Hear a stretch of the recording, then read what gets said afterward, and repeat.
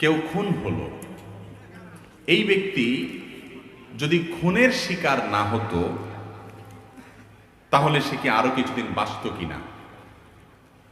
এই প্রশ্নের উত্তরে ইমাম ইবনে তাইমিয়া রাহিমাহুল্লাহ একটা হাদিস উল্লেখ করেছেন, খুব চমৎকার। সে হাদিসটি পেশ করতে চাই। মানুষের তাকদীর, মানুষের হায়াত, রিজিক, এই বিষয়গুলো দুই প্রকার।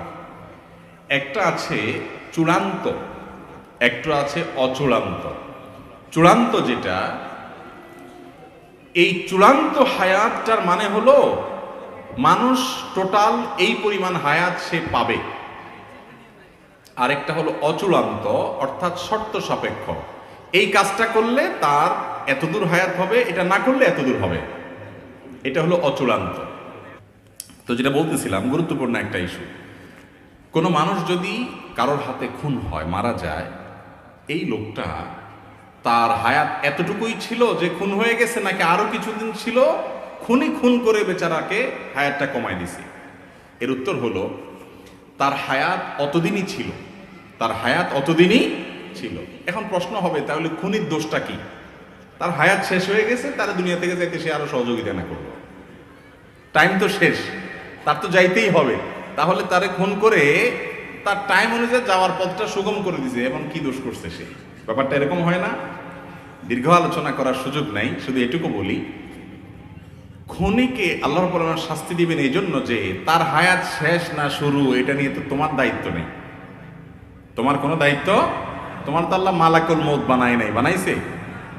তুমি অন্য মানুষের হক রক্ষা করবে, কারোর জীবন যেন বিপন্ন না হয় সেই জন্য দায়িত্বশীল থাকবে। তুমি সেটা করো নাই। তোমার নিজের রাগের মাথায় হোক, ক্ষোভের মাথায় হোক, যেভাবে হোক, পাপের পথ, নিষিদ্ধ পথ তুমি গিয়েছ, সেজন্য তোমার শাস্তি হবে। আর ওই ব্যক্তির যে মৃত্যু হয়েছে, সেই মৃত্যুটা সময় মতো হয়েছে কিনা, আর সে বাঁচত কিনা, এ বিষয়ে বলতে গিয়ে একটা হাদিস বলছিলাম। ইবনে তাইমিয়া রাহিমাহুল্লাহ হাদিসটি উল্লেখ করেছেন যে মানুষের তাকদীরকে আল্লাহ রাব্বুল আলামিন দুই প্রকার রেখেছেন, একটা মোবরাম, গায়রে মোবরাম, আর একটা চূড়ান্ত, একটা অচূড়ান্ত। একটা ধরুন, ফর এক্সাম্পল, একজন মানুষের হায়াত হবে 60 বছর, চূড়ান্ত, এটুক সে পাবেই।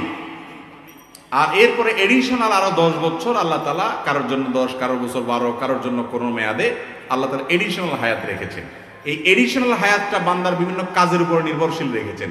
এর অসুখ হবে, অসুখ হওয়ার পরে সে যদি গাড়ি আনে, এনে যদি ডাক্তারের কাছে টাইম মতো নিতে পারে হাসপাতালে, তাহলে সে আরো এত বছর বাঁচবে। যদি না পারে, এর মধ্যে শেষ।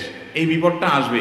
যদি হয় তাহলে সেক্ষেত্রে সে এখনই শেষ হবে, যদি না হয় সে এতদিন বাঁচবে।